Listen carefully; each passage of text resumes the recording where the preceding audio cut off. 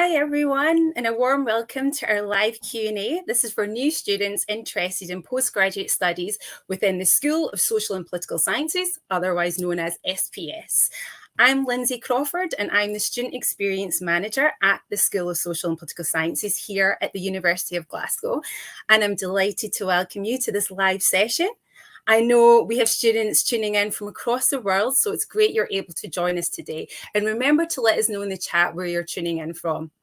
So we'll be live with you for 45 minutes. This includes a quick intro on our school and our postgraduate programs. Then we'll be covering a few questions that were submitted prior to the event. And then finally, we hope to get through as many of your questions as possible posted in the chat as well. So first of all, let me pass you over to our special guest today from the school. This is Professor Ty Solomon. Ty is the Postgraduate Director for the School of Social and Political Sciences. So over to you, Ty. Thank you very much, Lindsay, and hi to everyone who's joining us today. We're really excited to welcome you here, and hopefully we can answer some questions you have about Glasgow. We'll give, as Lindsay said, I'll give just a very brief overview of the university and some of the programs and things that we do here in social and political sciences, and we'll walk through some Q&As, but we'll also take your Q&As if you want to put them in the comments as well. So let me share my screen. It's being shared for me, which is perfect. So just a bit about me. As Lindsay said, my name is Ty Solomon. I'm a professor here at Glasgow in international relations. So I teach in the school. I teach undergraduate and postgraduate taught courses. So I teach on our MSc in International Relations program. I've been here at Glasgow for 10 years, which is crazy to me. But as you can tell, I'm not from Glasgow. I'm from the States originally, but I call Glasgow home these days. So just a bit about the university. So some of you might know, have perused the uni website before and kind of got a sense of maybe the deep history of the university, but it's one of Scotland's what they call four ancient universities established in the late Middle Ages, right? So it's so the Glasgow, Edinburgh, St Andrews, and Aberdeen are the four very old ancient universities in Scotland. So our uni was founded in 1451. And it's ranked in the top 100 of the world's top research universities. So it is very much a research-intensive, research-focused university. And the teaching that we do is often paired to the research that we do. So we often say that we do research-led teaching here at the university, which means our research directly informs what we teach in the classroom. And I could say a bit more about that in a minute.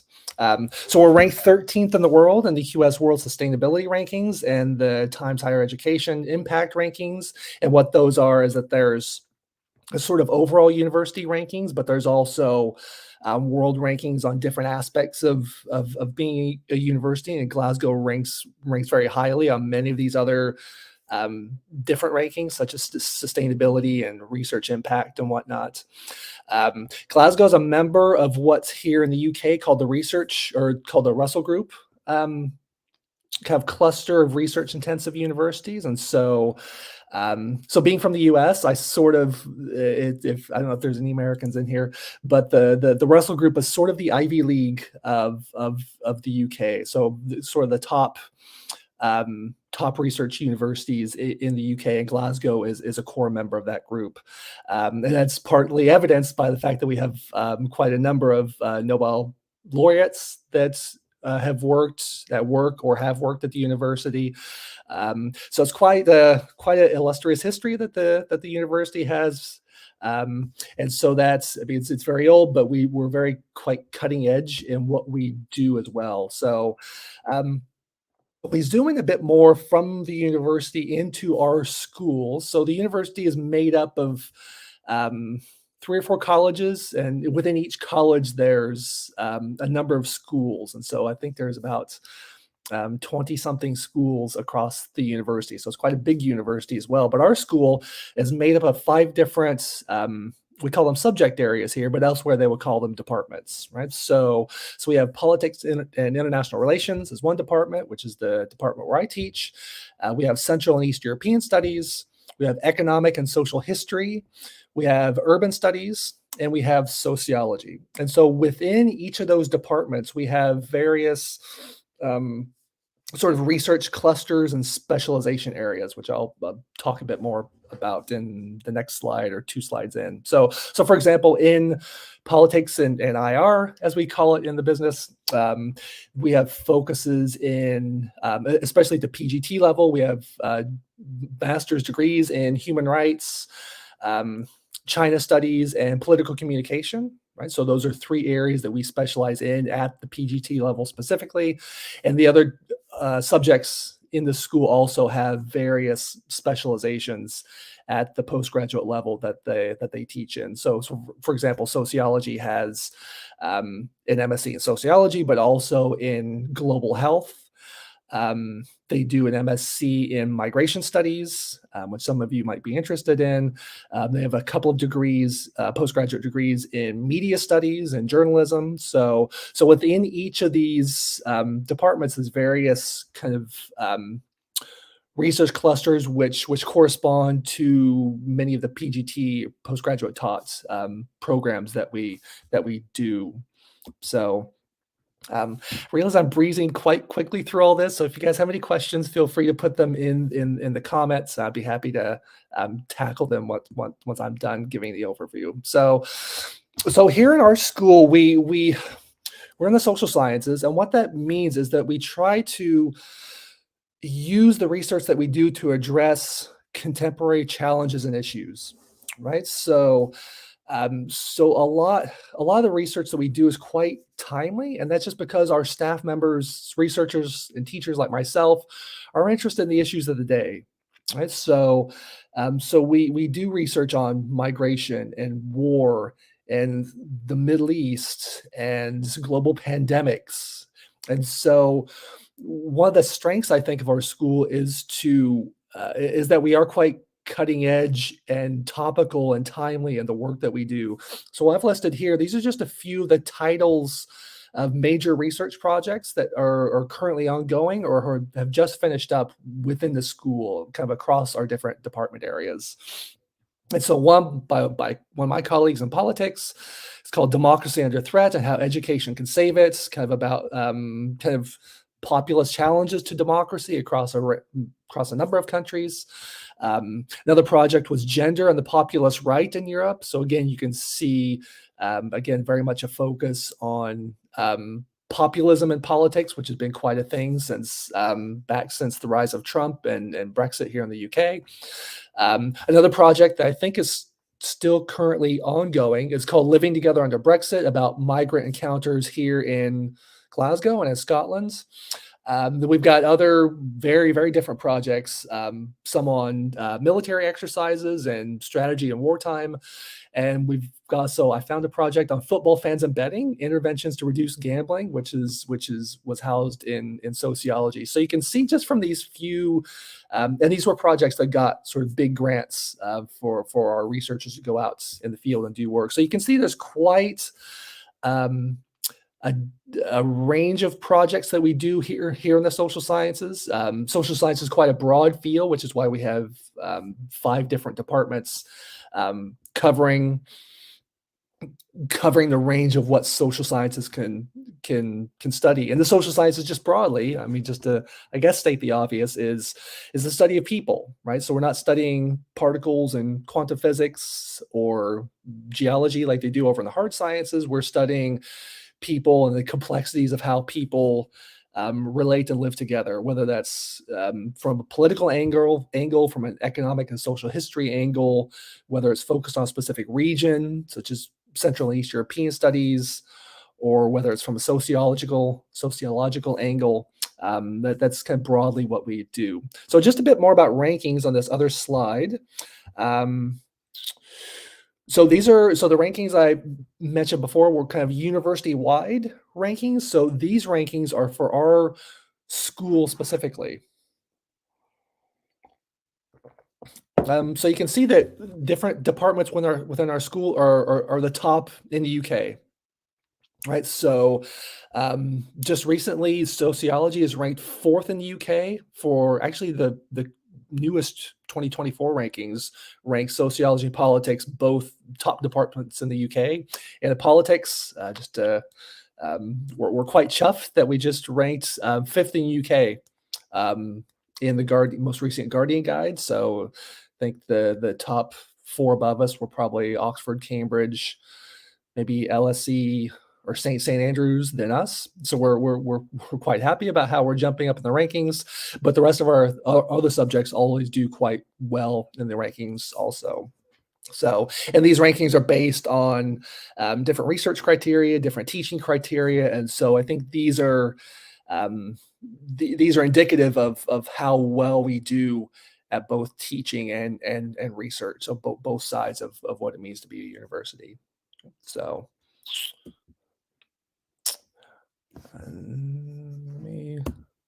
so I want to say a couple things about alumni. So probably a lot of you are wondering, what could I do with a postgraduate degree in politics or sociology or economic and social history or in the social sciences more generally? So we do keep track of our alumni. And so a lot of our programs, our master's programs will keep in touch with graduates of the program. And so these 3, I haven't put their names up here because I didn't have a chance to ask their permission if I could use their names for this presentation. But these are 3 recent graduates of our school and my department actually, who've gone on to quite interesting careers, having done a master's degree here in our school. So, and these were I just for sort of background, I did a conference, a postgraduate student conference back in June, which I organized here on campus. And these were 3 alumni that very kindly came in and spoke to current students about their experience of transitioning between doing a master's at Glasgow into these careers that they now have. So one former student is currently an analyst at Ofgem, which is the UK kind of gas and electricity markets regulator, and she was an analyst for them. Another alumni was who had also done a master's degree in international relations, is currently a terrorism analyst, kind of a travel and terrorism analyst in a private intelligence firm down in London, I believe. Then another former student in our, we call it IMSIS, Security Strategy and Intelligence program, is also an analyst for HALO, which is a non-governmental organization that works to clear landmines from different areas of the world. So you can see just there from that brief sample that our students do go on to do quite interesting and varied careers. And so yeah, I mean, these are kind of politics focused because that's the information I had at hand. But each of our programs will have kind of details like this about what their graduates have gone on to do. So I mean, that's kind of the overview of kind of the university and what we do as a school, kind of what our different subjects are, what some of our alumni have done, what kind of research we do here in the school. So hopefully this gives you kind of an overview of both the School of Social and Political Sciences, but also how we sit within the broader university. So I'll wrap up there, and Lindsay coming back just in time. Yeah, that was great. Thank you so much, Ty. That was really, really interesting. I'm sure those tuning in will have found that very helpful. And so far, we have people joining us from Oregon, Ohio, Kenya, India. So we're really hitting all corners of the globe here. So thank you so much for joining us. So as I mentioned, we'll start with some of the questions that were submitted before this event, and then we'll get to some of the live questions. So to start things off, Ty, can I ask you, if a student was to study a different subject, in, for example, something like journalism, could they get into an MSc in international relations? And are there specific pathways they might need to take to enroll in a different subject from what their undergraduate degree was in? Yeah, that's a really great question that we get a lot, actually. So the short answer is, and I'll use kind of my own program, international relations, as an example. So we do accept various undergraduate degrees for admission into the MSc in IR.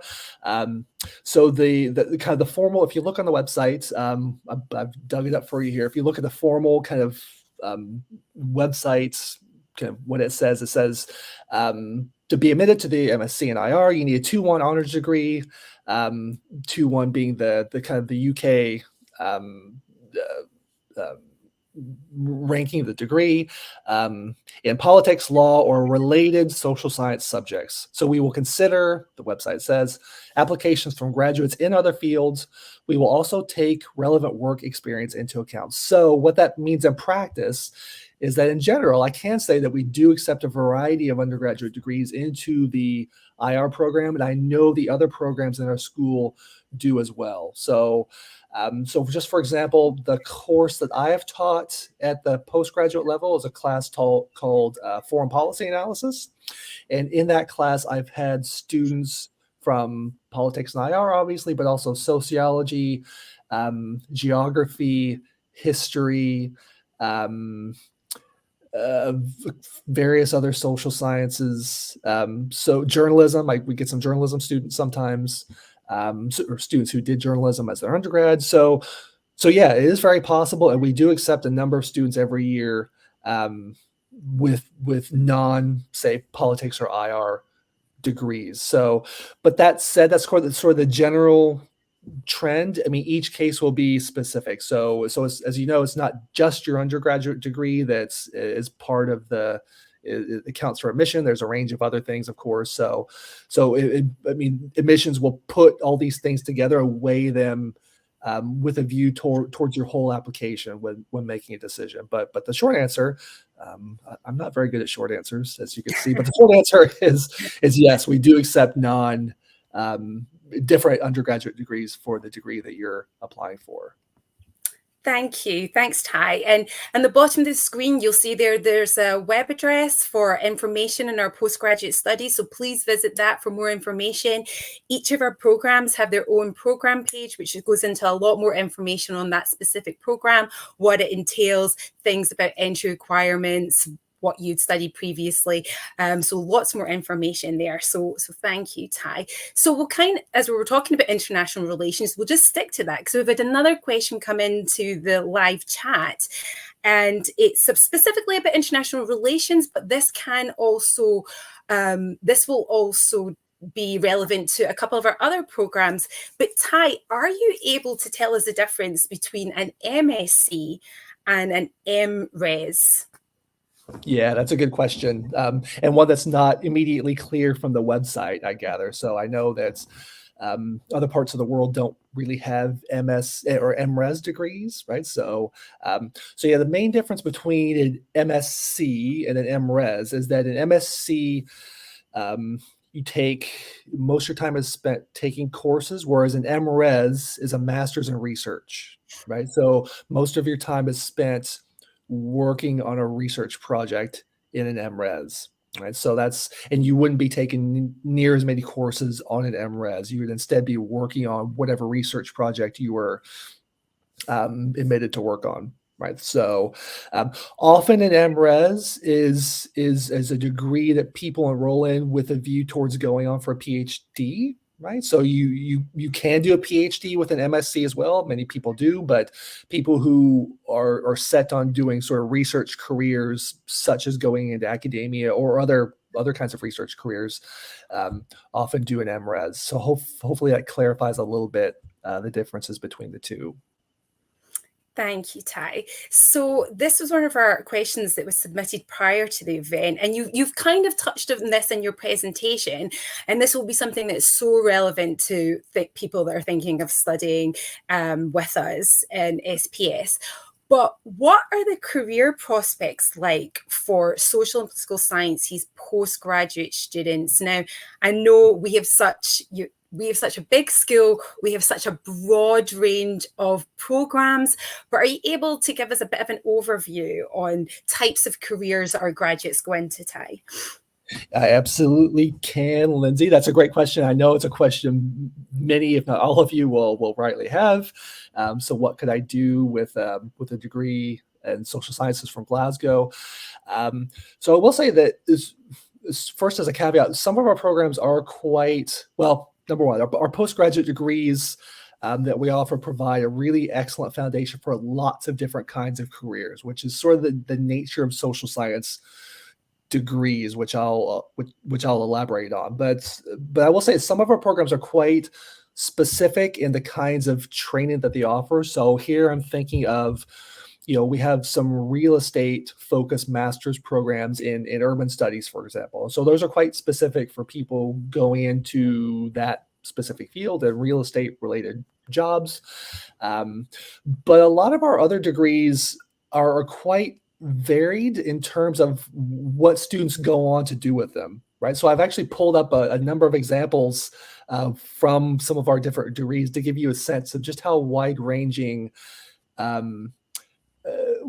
wide-ranging careers that people do based on some of our degrees. So I'll give you a few examples here. Right? So I already mentioned international relations, but I will say that some of our other graduates have gone on to work in international organizations, work in government, work in media and journalism, work in think tanks, and so forth. But so if you take another program, say global health, or MSc in global health, which is housed in sociology, in the sociology department, global health might sound quite specific, but actually even a degree like global health will set you up to be able to work in a variety of careers in a variety of places, right? So for example, people who have gone on to study global health with us have gone on to be healthcare management professionals, healthcare policy advisors to people in government and civil service.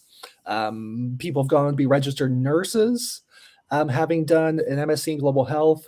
People have gone on to do things like psychotherapy after doing global health with us. So you can see that even a degree that sounds quite niche is actually people go on to do all sorts of creative things with it. So just a couple of others, just to give you kind of a broad sense. So graduates of our political communication MSc, which is housed in politics, have gone on to work for political parties, gone on to work for campaign organizations, for nonprofit organizations, the civil service here in the UK, journalism and business. And graduates of our global migrations and social justice degree, which is also in sociology, have gone on to work in the public sector, but also civil society organizations that work with refugees, some of which are here in Scotland, but of course all around the world, and in government. So those are just a few examples of the kinds of careers that our graduates have gone on to do. And you can see people are quite creative in what they go on to do with their degree after having done it. So just because you do a degree in international relations or sociology or global migrations or global health, things that seem maybe on the surface quite specific, they're actually the training is so, if I might say so good. It gives you really good training in just making arguments and in writing reports and doing research that you're really well trained for a number of different careers. So I hope that clarifies a bit what some of our graduates go on to do. Thank you, Ty. And if I could add to that, I'd just like to say that we have a really great employability program within social sciences. So the College of Social Sciences, of which our school is part of, we have a dedicated employability team, and I work very closely with that team. And we have a range of employability activities that are embedded into our programs to help you prepare you for your future career and prepare you for the job market. Currently, I'm working on a program of alumni speaker events, and I'm embedding them into particular programs. So as Ty actually mentioned, one of them is global health. So this year I'm having a couple of alumni, 2 or 3 alumni, so previous students that studied the global health, they're coming back and they're doing a speaker event where they will talk about their career journey, their time at how what they did with their program, the time that they spent in their program, how they put that to good use, and how it's really helped them get to the career that they're in now, and to just map out their career journey with the chance for current students to ask them questions. We'll also be doing that next year in our international relations and political communication programs. And then for next year, I will be expanding on that. So we'll be developing that alumni program. So we'll be hoping to bring in a lot more of our previous students to talk about their career paths, their career journey, and to help current students, to help inform them and how they could maybe achieve careers in that particular industry. So hopefully next year you'll be able to join us and take part in some of those alumni speaker events as well. So we'll just kind of follow up onto that. So some of our MSc students want to then go on to do PhDs. So just I'm wondering if you know if there are any kind of PhD studentships that are available for students, Scottish students in particular, that already have an MSc and maybe want to go on to do a PhD? Yeah, so there are, I mean, within the UK at least, there are a number of organizations that offer funding for a PhD. And so I know PhDs work differently in different countries. So where I did my PhD in the US, it works very differently than how it does here in the UK. But that said, if you are interested in doing a PhD here at Glasgow, and we do have PhD programs in all the 5 subjects that we have within our school. I would just recommend doing a bit of research on the university kind of PGR, postgraduate research, i.e. PhD links, and just looking. So just off the top of my head, some of the funding councils in the UK, the ESRC, which is the Economic and Social Research Council, within Scotland, the Scottish Graduate School, or Scottish School for Graduate Studies, offer funding for PhDs for people that have done master's degrees. And so those are competitive processes. So you have to apply for them.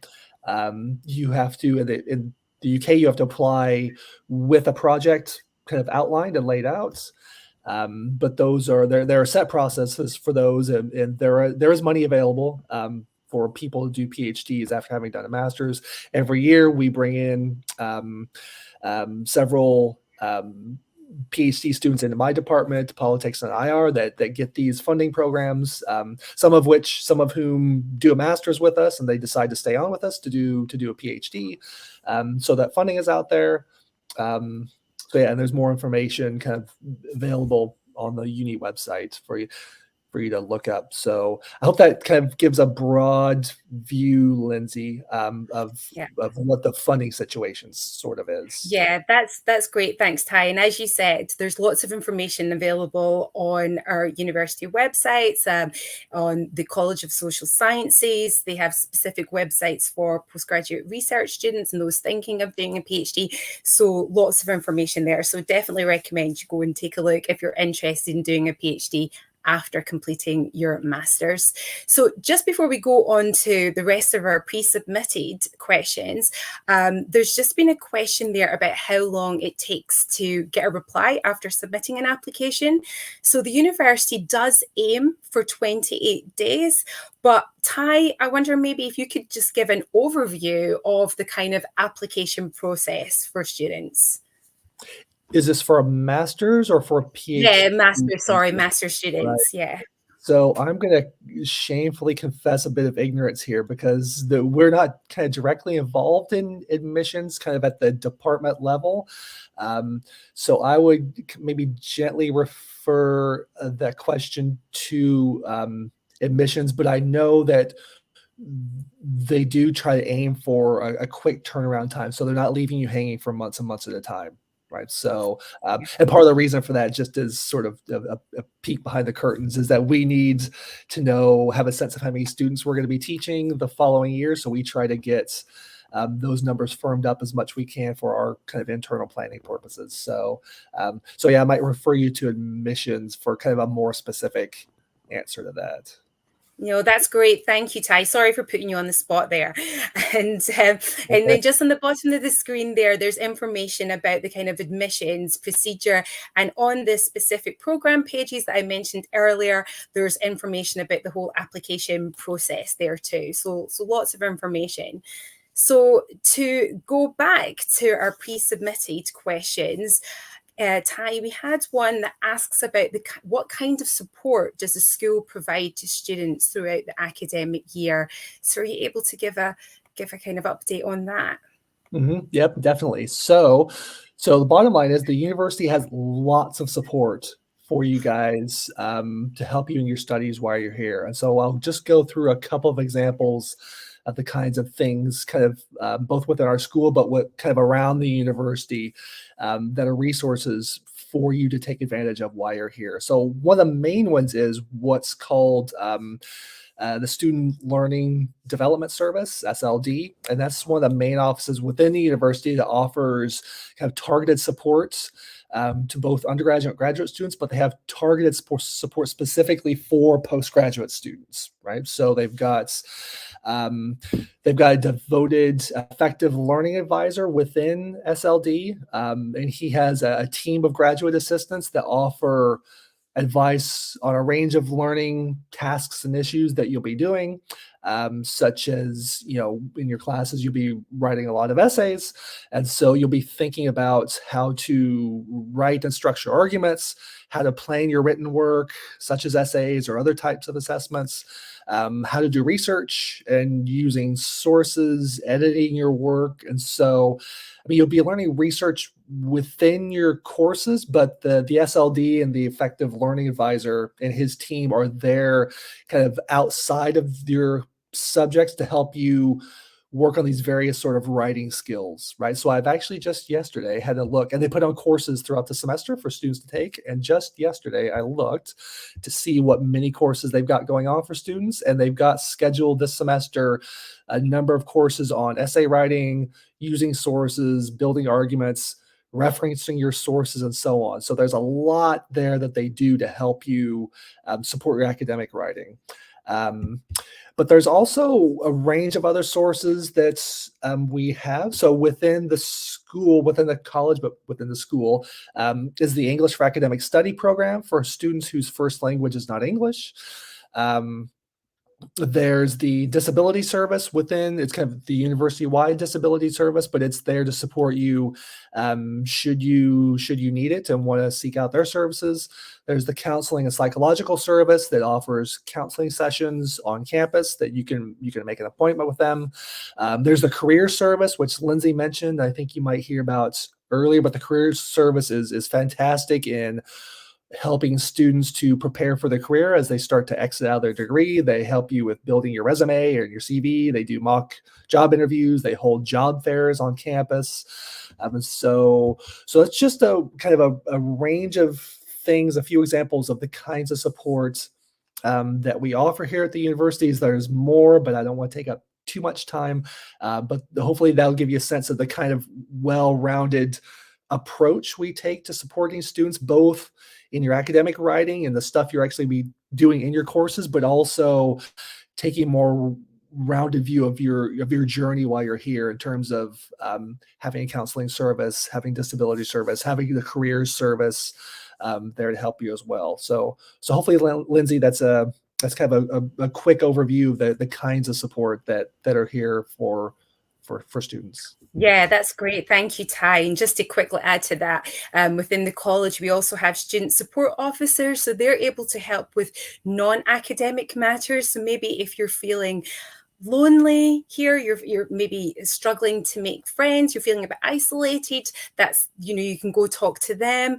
If you're maybe having some financial troubles, they could be your first port of call. We also have the SRC, which is the Student Representative Council, and they have an advice centre for students. So really, if there were ever any kind of problems, as I mentioned, say you were struggling with housing or finance, you could always go and speak to them as well. And just finally, I'll add, we also have our peer supporter network. So this is made up of really highly trained students that you can talk to. So something like if you came and you came on your own, you didn't know anyone, and you wanted to find out about how to make these connections, and you wanted to speak to another student who really understood what you were going through, you could reach out to our peer student supporters, who are just like a vital help for our students and helping them to integrate into Glasgow. So as Ty said, there are lots and lots of support out there, which is really great.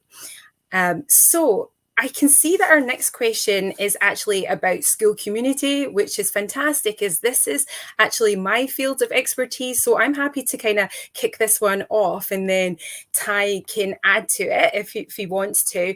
So within SPS, we have a really strong school community that's really fun and vibrant. As student experience manager, I lead on our school student experience forum, and a main aim of our forum is to make a strong community within SPS, to help our students to feel included and to help them feel that they are part of the school. And a lot of this is the social aspect as well. So Ty's obviously covered a lot about the academic aspect, and I cover a lot about and my role covers a lot about the kind of social aspects. So with Steph, our student experience forum, I organise 4 school-wide events across the year, and these are social events. They're open to students across the school, postgraduate students, undergraduate students, PhD students, and we have a kind of big welcome in October, which is like a games evening, which is a great way for mixing and meeting new people from different programs and different subject areas. Then in February, we have our big get together, which is a quiz evening, lots of fun, lots of prizes. And then in March, we have our SPS student ball. So we'll go to one of the local hotels. It's lovely. Everyone gets glammed up. We've got a DJ meal. It's a really lovely celebration of the school year. And then in May, we have our Ceilidh. And for those of you who are not native to Scotland, a Ceilidh is a big Scottish party, basically. And so we have a live band playing Scottish music. We have Scottish dances. So the band teach you how to take part in these dances. And they're brilliant nights, and those that take part really look forward to that in the calendar. It's a real great celebration of the end of the academic year, but also a celebration especially for those who are not native to Scotland, who have come from a different country. It's a really great slice of Scottish life here, and is definitely a highlight within our social calendar. And then within program level, subject level, there are other kind of social events that are organised. So lots to take part in, lots of opportunities for you to meet people and make new friends and make connections, and to really feel part of the kind of Glasgow life. As I mentioned, our Student Experience Forum is also a platform to support our subject student societies. And we're very lucky in SPS to have some really strong societies, notably our Politics Society and our Sociology Society, our Social and Public Policy Society. They're really active, and they organise a variety of events throughout the year that I will support them with. So these can be social events. So it could be like a kind of Halloween party, or a pub crawl, but there's also events that are related to your learning experience, and they can have panel events where they can have speakers in for a particular topic or area, and they can have speakers for a kind of Q&A session. There's events where the Politics Society are running with our Politics and International Relations subject area, where a member of staff will come for like politics and pizza, and then we'll have some pizza out and the member of staff will talk about a particular area. So there's lots there, and these societies are open to all students again. So don't think that because you're a postgraduate student you won't be able to join the society. They're for students at all level, and it's a great way of meeting people. It's a great way of feeling part of the school and feeling part of the subject area. And I'm responsible for our student communications, and we have some really active social media. So we're on Instagram, Twitter, Facebook, TikTok, LinkedIn, at U of G SPS. So please follow us. And if you haven't already, this is a great way that we're able to keep in touch with our students. We're able to highlight opportunities for you, events that you can take part in, and also highlight your successes. So this year, one of our politics students represented the UK in the Fulbright Fellowship Scheme, and she went off to the United States for the summer, and we kind of documented that in our social media and followed her journey. We also highlight important campaigns like things for Mental Health Awareness Week, like highlight the resources support that's available. We just did a campaign on Black History Month. There's stuff on International Women's Day. So it's really informative too. So it's a lot of fun on our channels, but also quite informative. And we also do a great guide to Glasgow. So please have a look at our Instagram and you'll find out things that we've done about, the music scene in Glasgow, the shopping scene in Glasgow, the amazing parks that we have in Glasgow. Glasgow is actually Gaelic for Dear Green Place, and in Glasgow we have over 100 green spaces, some amazing park and nature spots in Glasgow that you can just take a break from study life and just get some fresh air and some lovely scenery in the heart of the city. So lots to check out. So please, if you're not already following us on our social media, please do. You'll find a lot of information there on what it's like to be a student in SPS. And I also produce our student newsletter. So that goes out on the last Friday of each month. Again, it's a great way of sharing what's happening within the school, opportunities for you, and a great way to celebrate the success of our students within SPS. And just finally, I'll mention our student blog. So we've been running that for about 1.5 years now, and this is a great platform for our students to write about a topic that means a lot to them. So in the past, we've had students write about an internship they've undertaken, a society that they're part of, they've been volunteering for something, or even just an issue that means a lot to them that they want to raise awareness with. I'm always looking for students to take part in this, and we really want to represent the broad, diverse cohort of students we have in SPS. So please take a look at our blog. It's on our website under our student experience pages, and that's a great insight into what student life is like at Glasgow. Was there anything else that you wanted to add to that, Ty? No, you've just about covered everything that I can think of, but I will say that you haven't lived unless you've been to a Kaylee. So if you come join us, you have to go to the Kaylee, because Kayleys are completely fantastic and fun. So they really are, and you can have a look at, as I mentioned, our Instagram. Go onto our Instagram and you can look at footage from our previous Kayleys. And yeah, as Ty said, they're so much fun. So hopefully you'll be able to join us next year and come along to our big shindig, which is always in May of each year. But this is a great segue into our final pre-submitted question that's about student life. So what is student life like, and how diverse is the city? So Ty, maybe you can start off and I can chip in. You kind of were starting to touch on things there, Yeah. Lindsay. I guess I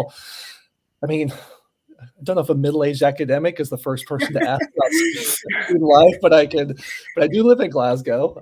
So I was never a student in Glasgow, but I wish I would have been a student in Glasgow, because Glasgow is a fantastic city for all the reasons Lindsay mentioned. But, I could say just after having moved from the States, I was raised in Illinois. I've lived in Florida for a long time. I moved to Glasgow.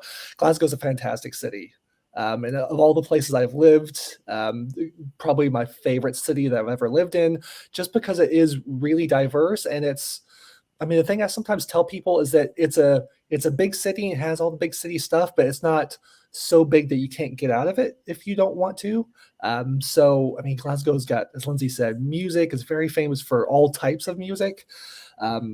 I like jazz. I don't know if anyone else likes jazz, but there's the growing jazz scene in the city, but also a really cool, I guess one of the big things for the calendar year is Celtic Connections, which is kind of a world famous kind of folk traditional music, but also just sort of indie. It's just kind of a 2-week long music festival in late January, February that takes place in venues all across Glasgow. And it's fantastic, right? So me and my partner just bought tickets to 2 shows already because the program just came out.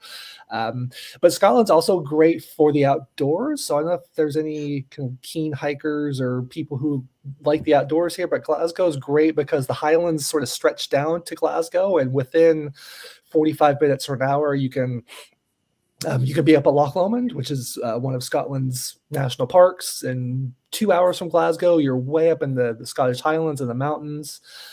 So that's a lot of stuff I spend a lot of my time doing. And so Glasgow is really great for that, just for both aspects. If you want to get out and go to the mountains or do the outdoors, it's easy to do that. But if you want to stay and experience the culture and the music and the museums, the restaurant scene, Glasgow's got a great food scene. It's a city that really does have everything without being, a London or a New York, which is just, it seems impossible to escape sometimes. So. Yeah, that's great, Ty, and I would absolutely agree with that. Glasgow is a really cosmopolitan city with an amazing nightlife, art scene, but with all the benefits of being, as Ty said, a small city. It's got a great public transport system. We've got one of the oldest subway systems in the world, but it's so easy to navigate because we have 2 lines, and basically inner circle and the outer circle. And no matter which stop you go on, you'll always get to the stop that you want to go to. You'll never get not lost. It's really easy to navigate around, but it's actually really easy to walk around. And the university is based in the west end of Glasgow, which is a really kind of like bohemian, vibrant area of Glasgow. It's got lovely shops there, like really great restaurants and cafe life. It's one of the best neighborhoods in Glasgow. And so great stuff in Glasgow. And as Ty mentioned, it's so easy to get to other parts of the country. I mean, on the train for half an hour, you're out to Loch Lomond, which to me is one of the most amazing places in the world. I've lived abroad and lived in various cities across the world, but I keep coming back to Glasgow because to me, it is one of the best places to live in. And we're actually running a campaign. We started a campaign on our social media, on our Instagram, and it's Scotland, the best wee country in the world. And then you can go and have a look at the places we've already highlighted that you go visit within the kind of Glasgow area and then further afield in Scotland. So a lot to look forward to, lots to see if you come here. Now, we're just finishing up. We've come to the end of the time, but there was just a couple of questions that we maybe just want to cover very quickly before we sign off. So Ty, just a quick question. How transferable are the urban analytics and city planning degrees to organisations outside of Scotland? That's a great question. I see Xander asked that question. Thanks, Xander, for that. Short answer is I don't know right offhand. So I know that that's one of the programs that sort of teaches general principles about urban studies and city planning, but I think that is one of our kind of licensed programs here in the UK as well. So I think if you did enroll in the city planning degree, you would, and you went to maybe go back to the States or another country, I'm not sure where you are, but the same principles would apply even if you didn't sort of get or even if the license associated with the program didn't itself transfer to your country if you're elsewhere. So if you get in, I can find out more if you'd like. So if you want to get in touch with me via email, I can put you in touch with the program convener, the person who runs the master's program. And that's a question you could ask directly of them, and I could put you in touch if you like. So so feel free to get in touch offline, and I can find out for you.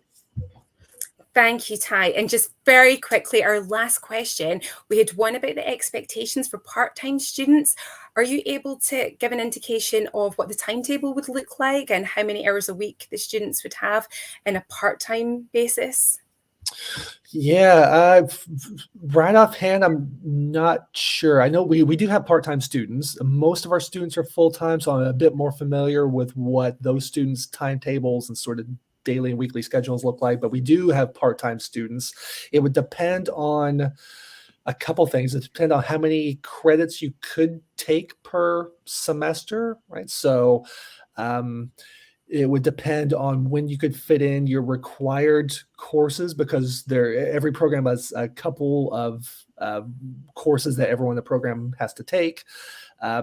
So it kind of, that's not really an answer, I realize, but part-time student situations vary so widely. I'm sort of hesitant to give any sort of hard and fast rules that work for everyone. But if you were interested in pursuing part-time, you do get in touch with us or the program that you're interested in, and we could give you a more specific answer for what part-time on that specific program would look like. So. Great. Thank you. Thanks, Ty. So that brings us to the end of today's Q&A. Thank you so much for joining us.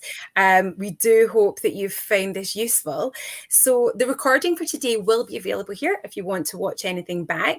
We'll continue to stay in touch with more information. And in the meantime, you can chat to our uni buddies, who are a group of students, staff and alumni who are always happy to answer your questions. And as I mentioned previously, please have a look on our detailed program pages. They've got a lot of information on that specific program, and also the contact details if you have any follow-up questions from today. So from all of us, from Ty and I and everyone behind the scenes, thank you again for joining, and we look forward to welcome you to campus very soon. Thank you. Bye-bye. Thank you all. Bye-bye.